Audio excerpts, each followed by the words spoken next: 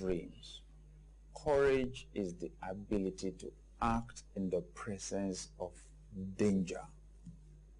See, there are many things you can do, and it would not take courage to do them. Yes. I mean, I don't need courage to kill a cockroach. Okay? Some people do. Some people do. They need courage to kill a cockroach. I mean, because the courage is not a source of threat to my life. So just think about all the other things that we do in our career, in our relationships, in our businesses, and how a lot of the time things that do not involve any measure of risk just also do not have any serious levels of reward for us. So we need courage to dream, but more than that, we need courage to act in the presence of danger so we can fulfill our dreams. First of all, if what you call your dream is what you can achieve by your own power, it's something that is very convenient for you to achieve, it won't take you much to achieve it, and you just may not progress much also. But then, if your dream is from God, like I said, that it's wonderful when your dream is inspired. If your dream is from God, that dream will be bigger than you. It will be greater than what you have the capacity to fulfill. Okay? But it will qualify you to attract resources you have never attracted in your life before. What you will need to do is to obey, align yourself with that vision or that dream, and act on it. So let's start from there. The people who turn their dreams into reality act. They do something about their dreams. Dreams do not fulfill themselves. You need people who will take practical action to turn a dream into reality.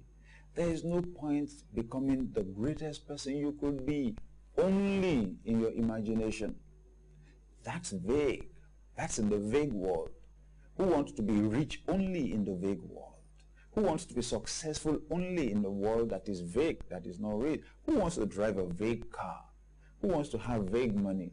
You get what I'm talking about? The dreams need to become a reality. And if you're going to turn your dreams into reality, then you need to learn to wake up.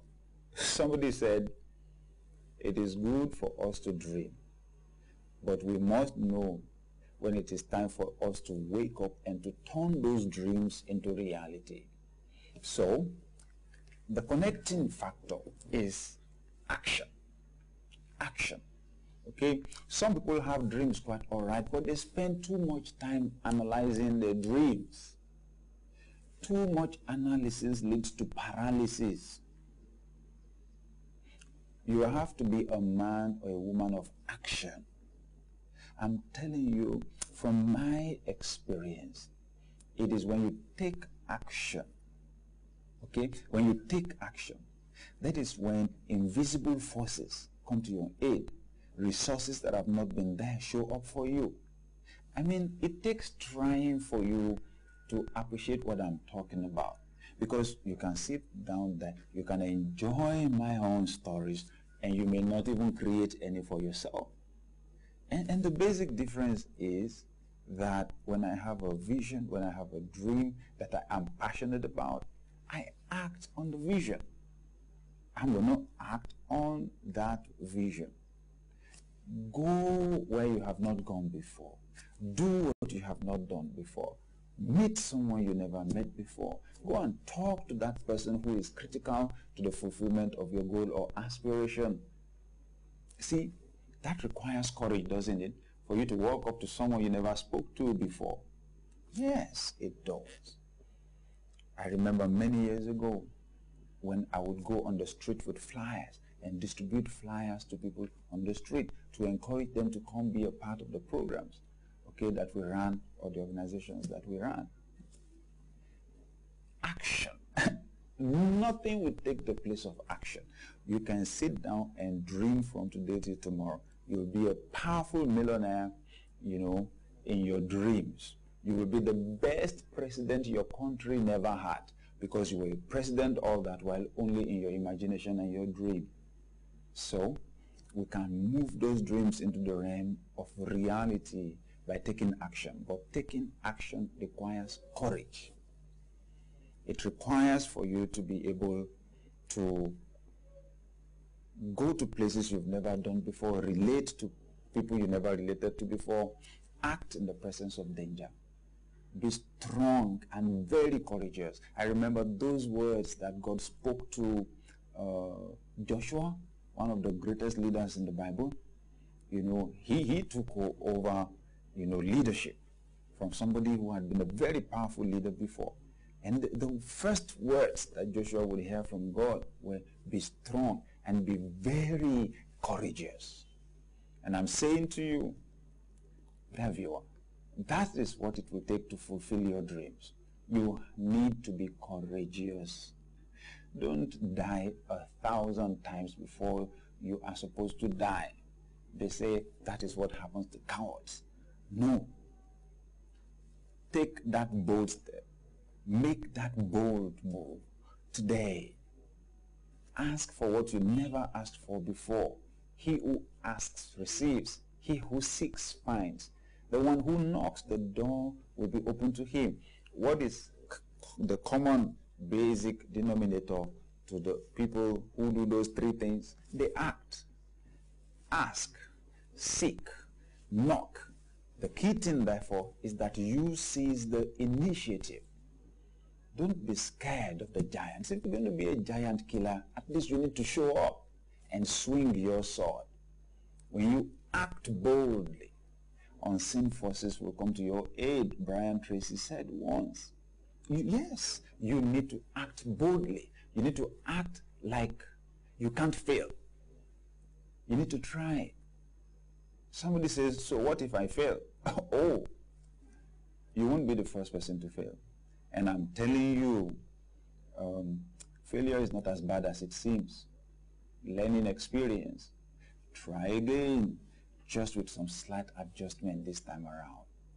So, take courageous action today.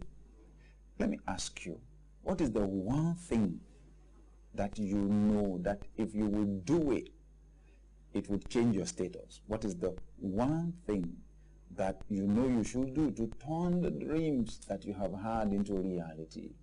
I challenge you today, do it. You know what I have learned to do? I've learned to go, if I want to organize a seminar, I have a vision for a seminar, I've learned to go rent a hall, print out the flyers, get out on the street, give the flyers out to people, invite people, okay? Build a team, motivate the team, and we go out, hit the roads, and then I'll tell you what happens. I had one like that, many years ago. I was a very young man, and it was probably my first full seminar that I would organize on my own. And we invited people. We went out on the street. We're giving the flyers out to people. And on the day of the seminar, an hour to the start of the seminar, it began to rain, and it was a very heavy rain. My heart sank. Oh my God, what's going to happen to me? People are not going to show up. And then after some minutes, the rain stopped. And then it was bright sunshine again. And when it was time for the conference to start, people began to flow in. People began to flow in. And to flow in and to flow in. And you know what? After some time, I found out the whole seminar hall was packed out. It was filled. I felt like jumping, like screaming. But the big question is this. What if, out of fear, I had not tried? I tried. It worked. Well, somebody asks, okay, so what if it didn't work? You know what? I would have tried again. I would have tried again after changing my approach a little bit. That's what you do, isn't it? You learn from your failure. You improve on it, and you keep moving. So let me ask now, dear viewer,